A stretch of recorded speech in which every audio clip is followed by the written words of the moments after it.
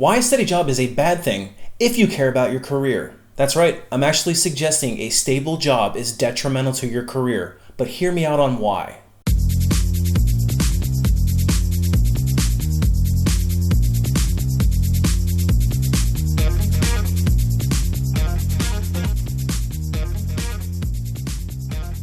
Hey everybody, it's Brian from A Life After Layoff, and today I want to talk to you about the idea of company loyalty and when too much of it is a bad thing. We're taught the value of loyalty, stability, and hard work well before we enter into the workforce. It's ingrained into us to pay our dues, to be a company guy or gal. And in reality, there's nothing wrong with having those core values or those characteristics. But at what point does having that mentality end up hurting you? Most of us can relate to this story. Let's talk for a minute about Joe. Joe is a steady worker. He got hired in as an entry-level accountant right out of school and promptly began his career. He even got a CPA after a few years on the job, knowing that he probably eventually might like to lead a team.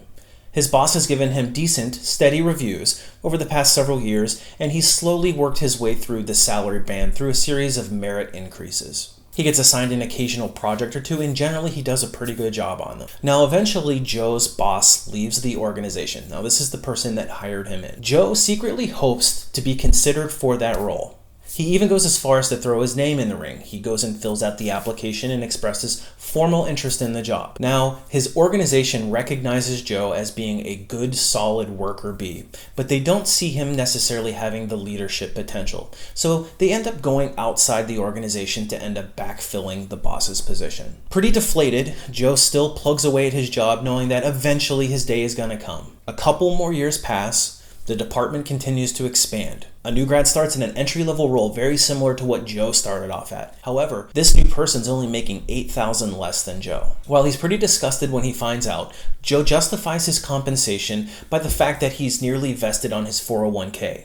He's also just qualified for the third week of vacation time, and he's going to get a bonus this year. Now, flash forward a couple more years. Joe's at the 10-year mark. He's hit his 10-year anniversary, and he has paid his dues. However, the company hits a rough patch, and there's rumors around the water cooler that there might be some downsizing. Joe's certainly safe. He's been working there for 10 years. He knows all of the business processes. He's considered a valuable member of the team. And besides, he's next in line for the promotion, for sure, at this point, right? But the bad news comes. Joe gets called into his HR manager's office, who promptly slides a folder across the desk at him with the terms of his separation. Joe is beside himself. All of those years of paying his dues and company loyalty all out the window in that instant. Once he shakes off the trauma from the layoff and gets back into the open market, another realization dawns on him. People 5 years and even younger than him have already received those promotions in similar companies. He's now at least 5 years behind his peer group.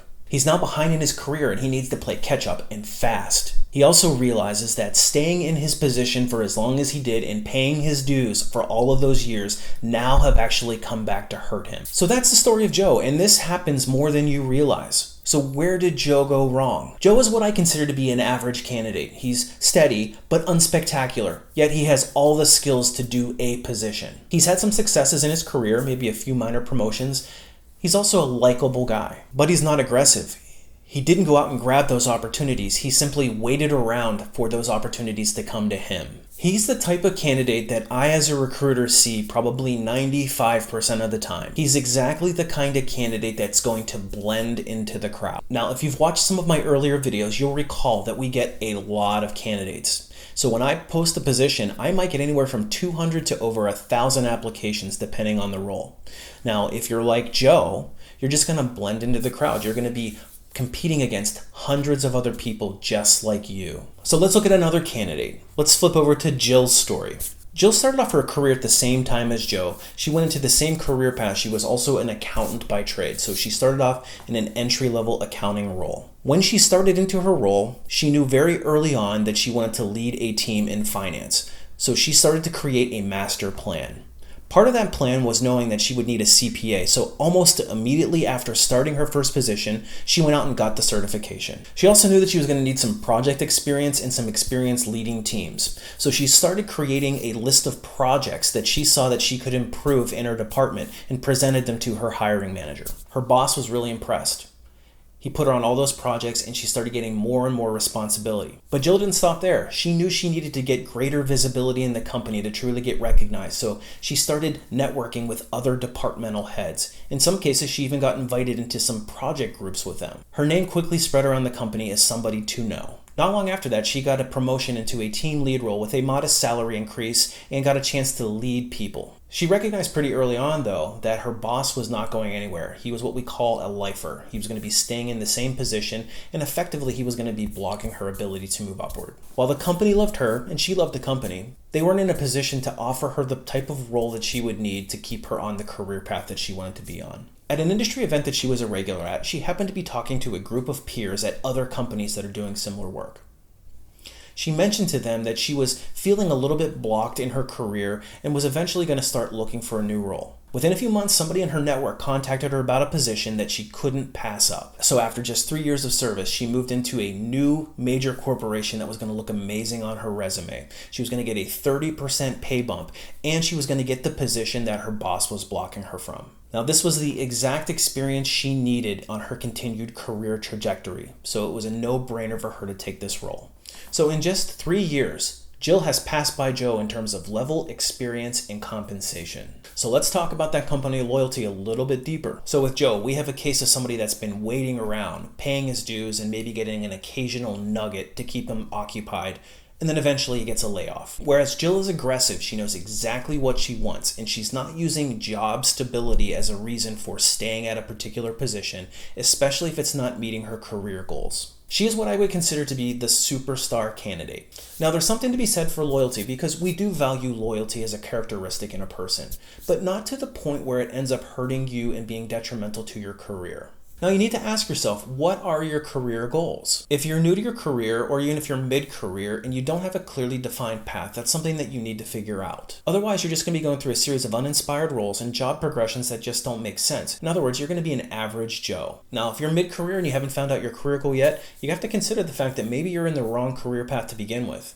Consider making a change into something that you're more passionate about. I actually have a video that I spoke about this recently, so if you think that's you, feel free to check that out. The point is that Jill knows exactly what she wants, and every move she makes is very targeted toward that end goal. If it doesn't help her achieve her goal, she's just not interested. So knowing this is actually also going to help your career search because you're not going to waste time on non-value added positions. You really need to think of yourself as a free agent. Now, in sports, a free agent is somebody that offers their services to any team that offers them the best opportunity. The most in-demand up-and-coming free agents always work to hone their skills and make themselves more valuable in the open market so that they can command the best opportunities and the best compensation. They also want to make sure that they're a starter in a major market. Ensure the team, or the company in our case, is making a sizable investment in that superstar candidate, but really that candidate is the one that's in control. You need to consider yourself a free agent as well. That's why honing your skills, and especially your career skills, like the things that you're learning about right now,